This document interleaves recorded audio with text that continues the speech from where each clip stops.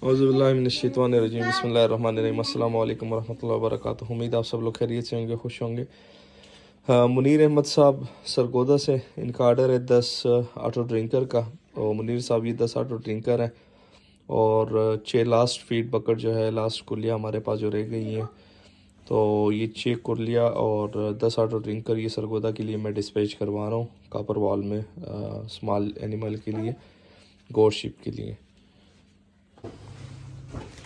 ये जी 6 last feed bucket से कुलिया, तो 6 ये हो गई आपकी और 10 आपके ऑटो ड्रिंकर हो गए।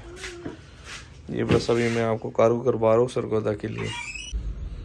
जी मुनीर साहब ये 450 रुपये आपने पे करने सरगोदा में। 6 फीट बकेट, 10 ऑटो ड्रिंकर गोट शिप वाले, इंशाल्लाह कल आपको सरगोदा में मिल जाएंगे। वीडियो एंड करते दुआ में याद रखिएगा, अपना ढेर सारा ख्याल रखिएगा, 5 वक्त की नमाज़ अदा कीजिएगा। अल्लाह हाफिज़।